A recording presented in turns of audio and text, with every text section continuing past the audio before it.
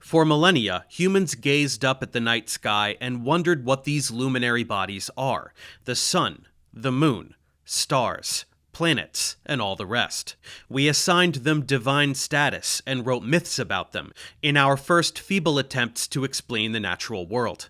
Then, eventually, between the Copernican revolution and the 20th century, we gradually figured out what these objects are. We learned about how systems like ours develop to yield a central star, planets that orbit the star, in our case 8, and countless moons that orbit the planets. We learned that other stars have their own worlds, and that innumerable other galaxies full of stars are strewn about this unthinkably vast universe. Along with the accumulation of this knowledge came the yearning for exploration. With all the lands on our planet known, the question became, how can we visit these other worlds? What kind of craft could conceivably take us there? Is it physically possible for human beings to set foot on some place other than our own planet?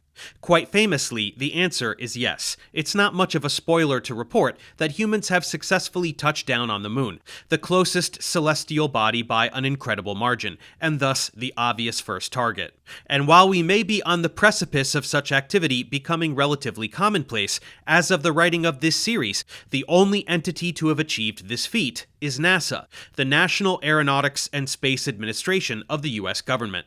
In total, only 28 people have ever traveled to the vicinity of the moon, and of those, only 12 actually walked on the lunar surface, which means precisely 12 human beings have walked on a celestial body so far.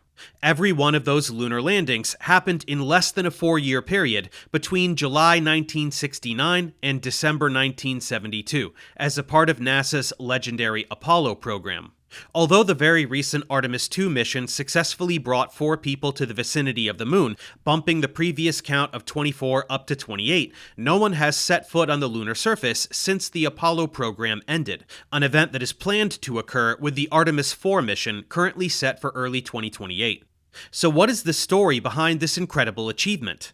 Most people are aware of what happened in July of 1969, but Apollo 11, the first lunar landing, was just one of 9 missions that originally carried humans to the moon, and as NASA gears up to send more people to our nearest cosmic neighbor, we can honor this incredible history by commemorating the path we took to get here. So let's take a mission-by-mission look at the previous century's lunar exploration, and precisely what it took to pull it off. In this first video, we will provide a brief introductory overview of the development that was necessary to send humans beyond low Earth orbit. We will highlight some of the technologies and innovations made along the way that would be crucial to a successful landing on the moon, and more importantly, the ability to return to Earth. Then, each subsequent video will dive into the specific missions themselves, one by one, featuring exceptionally rare archival footage that very few people have seen, even the most fervent space enthusiasts. So if that sounds tantalizing to you, let's embark on our journey through the Apollo missions.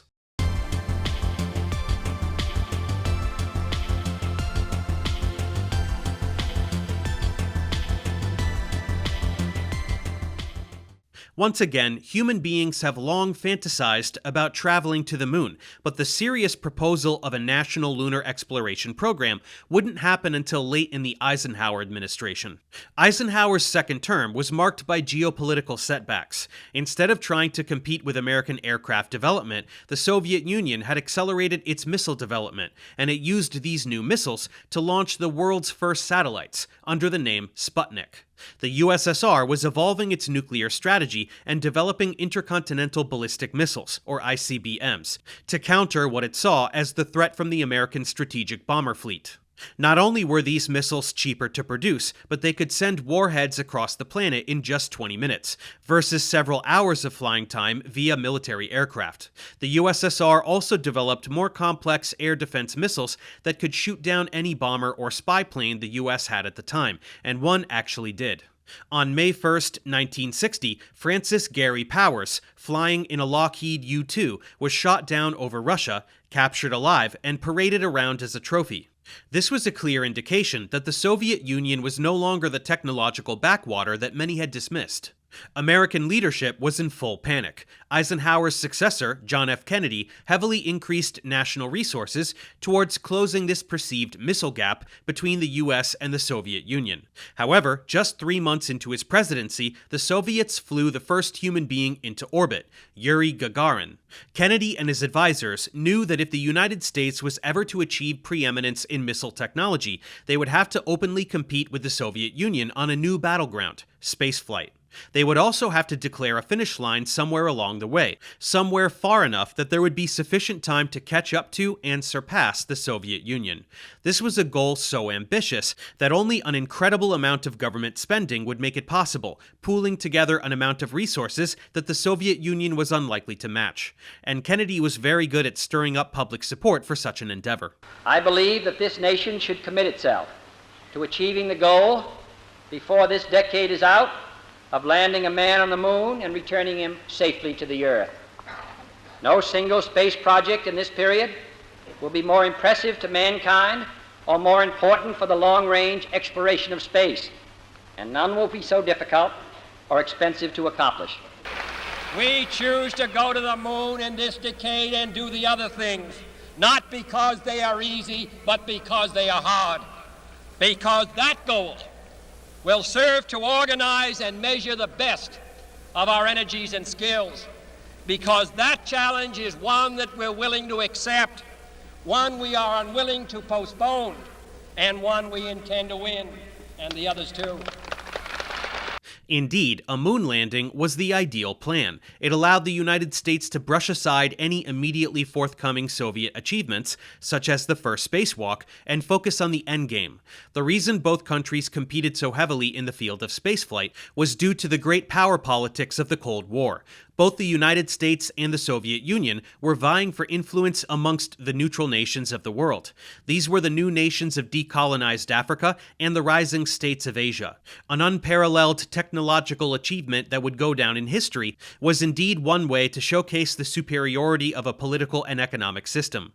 This was the strategic calculus that led Kennedy to pour billions into NASA, which had been created under Eisenhower. This was a new streamlined federal agency that brought together all of the disparate, competing aerospace labs and efforts across the country under one roof, following one vision. By contrast, the Soviet effort to land on the moon was beset by chaotic leadership changes and competition between agencies. The American effort was successful largely because it was centralized and cooperative in nature. NASA's spending reached a peak of 4.5% of the total U.S. federal budget in the mid-1960s, compared with around 0.35% today and dwindling. Such an incredible amount of spending likely would not have been tolerated by the American taxpayer if not for the tragedy that would define the early 1960s, Kennedy's assassination on November 22, 1963. History was forever altered that day, and it generated the political capital and goodwill to fulfill Kennedy's vision and see the Apollo program through to the end, carrying it through some of its toughest moments. NASA's two main centers still bear the name of Kennedy and his successor, Lyndon Johnson. The Kennedy Space Center in Florida is where the vast majority of launches still occur, and many of those missions are controlled from the Johnson Space Center in Houston, Texas. Over the next several years, NASA would gain experience in space by flying astronauts in Project Mercury and later Project Gemini, knocking down milestones one after another. Despite the fact that crewed Apollo missions wouldn't fly until 1968, the development and testing phase began immediately in 1961 and ran concurrent to Mercury and Gemini flights throughout the 1960s. NASA had to build a spacecraft that would be tough enough to fly to the moon and back, develop a strategy to reach the lunar surface, and utilize systems that would be reliable enough to stake human lives upon. Three main technology areas contributed the most towards making a moon landing possible: computers, combustion, and materials. NASA contracted the Apollo guidance computer to MIT, which was developing a landmark new inertial guidance system that relied on centrifugal force to determine attitude, which describes the way an object is pointed in space. This system utilized a series of motorized spinning gimbals. Once aligned and spun up, these gimbals would resist the rotation of the spacecraft around them, allowing the onboard computer to track directional changes away from the starting point. This was crucial in being able to track where you were headed in deep space, given that it has no landmarks and no horizons. This computer could be updated and realigned by both the astronauts themselves, who used a sextant to reference stars in the Milky Way, and by ground computers at NASA, uploading information via radio signals to the spacecraft. In order to control all of this, NASA would need to develop a digital computer small enough and light enough to fly to the moon and back. This was an era when computers took up an entire room. One key area of innovation was in software. NASA would literally weave programs into the computer using core rope memory, or copper wires passing in and around magnetized rings representing ones and zeros. The processor was able to prioritize functions, preventing system crashes by limiting tasks and preventing an overload. It was radiation resistant and fast, but it was limited by its memory. The astronauts would have to feed it information and update it throughout the flight, having to learn a whole new language of verbs and nouns. This compact computer was so groundbreaking that it would take over 10 years for similar devices to appear on the civilian market, such as the Apple II or Commodore PET. By comparison, a smartphone today is dramatically more powerful than the computer that landed humans on the surface of the moon. The next area of massive innovation was in combustion. NASA would accelerate the development of hydrogen engines, begun in the 1950s, that offered a higher ISP, or specific impulse. This measures the efficiency of a rocket engine, essentially the miles per gallon equivalent of a controlled explosion. Hydrogen engines would be necessary to attain the speed required to throw a 40-ton mass to the moon, over 11 kilometers per second, or 25,000 miles per hour. For the first stage of flight, however, NASA was not interested in efficiency but raw power. The F-1 kerosene and liquid oxygen engine would consume 5 tons of propellant every second, and NASA put a cluster of 5 of them on the base of the rocket, generating over 7 million pounds of thrust, or 35,000 kilonewtons. It did this for a full 2 minutes and 42 seconds, lifting a vehicle the size of a 33-story skyscraper, which is taller than the Statue of Liberty, over 60 kilometers high and to a speed of 8,000 kilometers per hour. That massive rocket was called the Saturn V, and it was designed at the Marshall Space Flight Center in Huntsville, Alabama, under the direction of Wernher von Braun, a controversial figure. During World War II, von Braun was a major in the SS, which used slave labor to construct the V-2 rocket, that Germany then used to bomb civilian areas in the United Kingdom. Von Braun and many associated with him were brought to the United States under Operation Paperclip, specifically for the purpose of contributing his rocketry knowledge and experience to the American aerospace effort. The Saturn rocket family was the follow-up to a series of military missiles called Jupiter, also designed by von Braun and his team. They were, ironically, the first missiles actually developed for the express purpose of sending humans into space. During Project Mercury and Project Gemini, astronauts rode converted ICBMs and weapon systems that were simply retrofitted for human travel. In order to operate the Saturn V, NASA had to build the world's largest assembly hangar, the VAB, or Vehicle Assembly Building. Then they'd have to build the world's largest self-powered vehicle, the Crawler Transporter, to drive the world's largest rocket to the world's biggest launch complex. If it isn't clear by now, the Apollo program was an absolutely massive undertaking that employed nearly 500,000 people for over a decade. The 24 humans who flew to the moon were just the tip of a very long spear. Many people worked on Apollo and spent sleepless nights, time away from their families, and long hours ensuring the American effort to reach the moon would be successful. Apollo is just as much their story as it is that of the astronauts. The Saturn V was a 3-stage vehicle. Once the first stage, or S1C, had exhausted its propellant, the second stage, the S2, took over. 5 hydrogen-burning J2 engines pushed the vehicle faster and further into space. To enter Earth orbit, the third stage, using a single J2 engine, pushed the Apollo spacecraft even faster. This third stage engine shut down early, and the Apollo spacecraft circled the Earth 2 times, with the astronaut crew inside checking out all the systems necessary for the 2-week flight to the moon and back. Nearly 3 hours after launch, the third stage engine would light up again, sending the Apollo spacecraft on a high-speed intercept with the moon. It took just over 3 days to get there and 3 days to get back. Apollo missions would spend anywhere from 20 hours to over 5 days actually exploring the moon itself, but most of the time spent in space on any one flight was simply traversing the vast space between the Earth and the moon, during which time the vehicle and crew were coasting along in uninterrupted microgravity or zero-G. For each moon landing, the Saturn V rocket launched 2 spacecraft, the Command and Service Module and the Lunar Module, shortly after a maneuver called Trans-Lunar Injection, or TLI, which was the burn required to break out of low Earth orbit and begin traveling towards the moon. The astronauts separated the CSM spacecraft from the third stage, performed a 180-degree turnaround, and mechanically attached their spacecraft to the Lunar Module, still attached to the third stage. This is a process known in spaceflight as docking, the act of bringing 2 separate vehicles together and establishing a firm connection. The Apollo docking system was unique in that it was the first such system that actually enabled astronauts to move from one vehicle into the other without having to go outside. A passable tunnel was created between the 2 vehicles, creating a single combined living space. When it was time to land on the moon, 2 astronauts, the commander and the lunar module pilot, would enter the lunar lander, or LEM, leaving behind the command module pilot in the Command and Service Module, or CSM. The 2 spacecraft would undock, and the lunar landing would proceed. Later on, they would have to take off from the moon and get back to the Command and Service Module in a process known as rendezvous. Achieving rendezvous around Earth was difficult enough, but Apollo missions had to do it in orbit around the moon.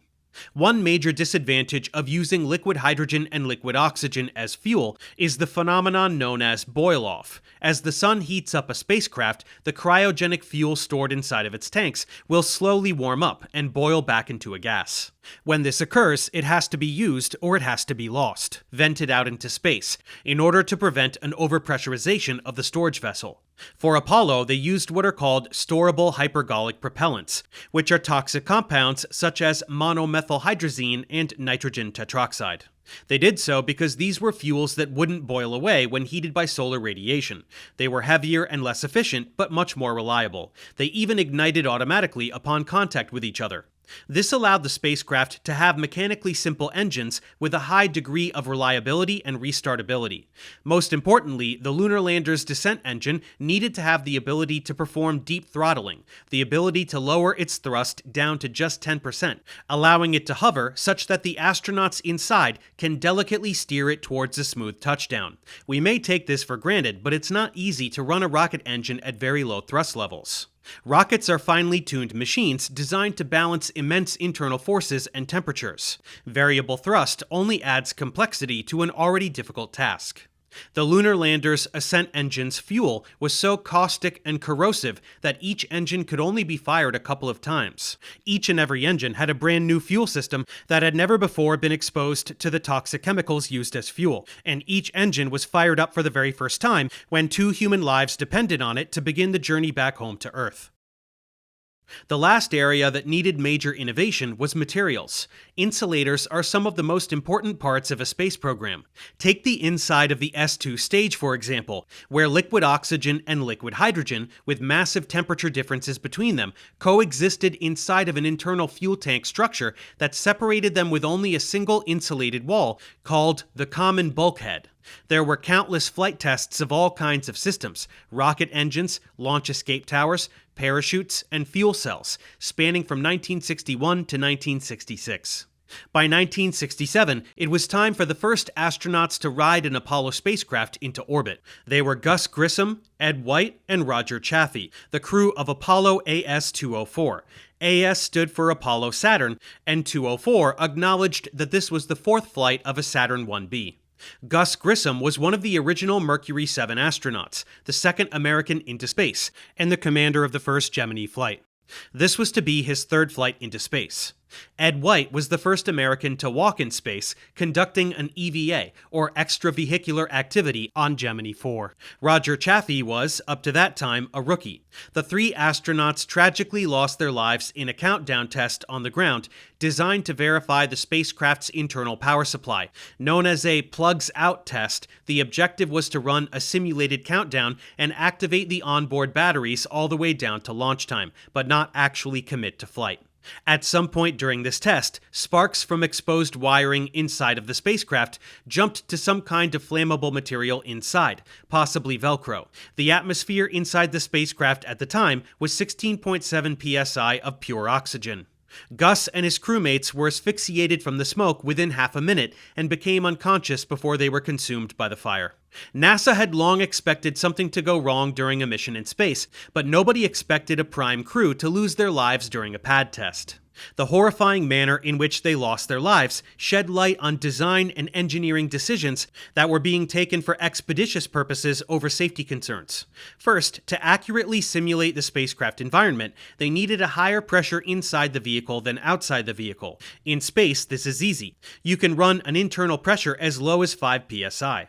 However, on the ground, where the outside sea level pressure is nearly 15 psi, you have to somehow exceed it. The safe way to do this is to run a nitrogen-rich atmosphere and keep the concentration of oxygen low enough to mitigate the risk of fire. However, since Apollo used a pure oxygen 5 psi atmosphere in space, NASA decided to pump in a full pure oxygen 16.7 psi atmosphere during the plugs-out test. The results were disastrous.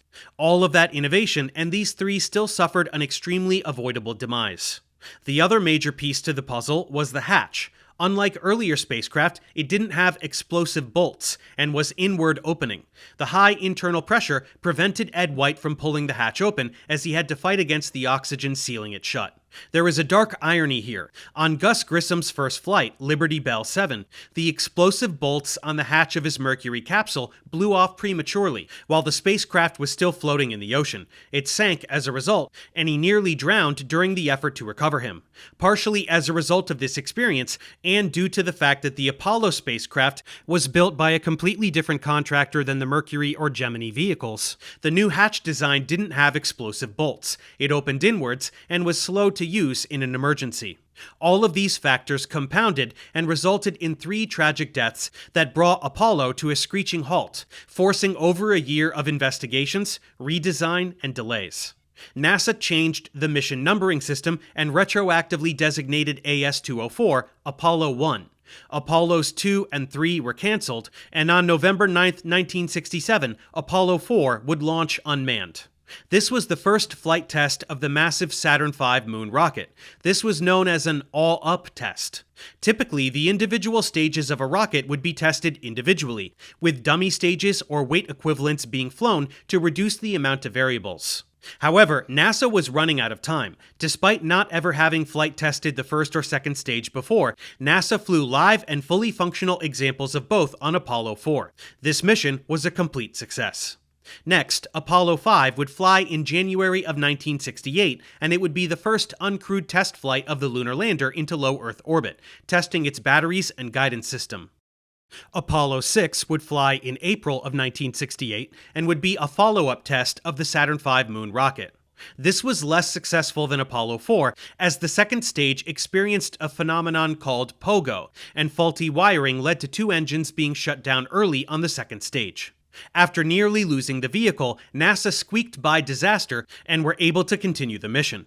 The stage was now set for Apollo 7, which would fulfill the original goals of Apollo 1. 3 astronauts would fly into space aboard an Apollo spacecraft for the first time, checking out the systems that would be necessary to complete a human landing on the moon by the deadline of December 31st, 1969, and this will be the subject of the next video in the series. To summarize this important background and context, Apollo very much started as a Cold War strategy to end a seemingly constant series of Soviet technological triumphs that were legitimizing it as a major player in the eyes of neutral and emerging nations around the world. The idea was to firmly establish American dominance in rocket technology, and America very much outspent the Soviets in order to do so. However, it wasn't all just flag-waving.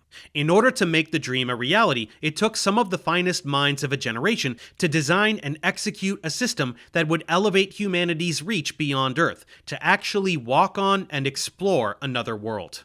The Apollo astronauts who flew to the moon didn't just take samples and snap photos. They operated complex scientific sensors and instrumentation, deployed experiments, and gathered data that helped to characterize our moon at a level of detail that simply wasn't possible prior to the Apollo program. We collected almost 400 kilograms of lunar material, a library of field samples that we are still unfreezing and opening for the very first time even today, to apply new analytical technology towards studying and understanding. We developed the lunar rover, completely unnecessary for a Cold War propaganda win, as a tool to traverse the lunar surface and study a vast range of rugged landing sites and exploration areas. So while it's true that Apollo started as a Cold War competition, it did not end that way. It was one of the most successfully executed large-scale science and engineering operations ever conducted, and it is something Americans still appeal to and try to be worthy of.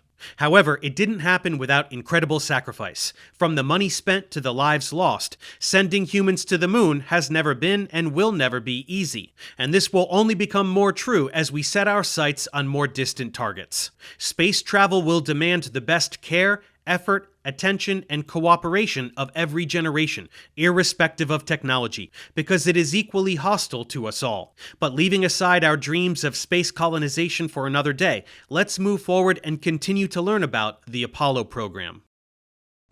Thanks for watching. Subscribe to my channel for more tutorials. Support me on Patreon so I can keep making content. And as always, feel free to email me, ProfessorDaveExplains@gmail.com.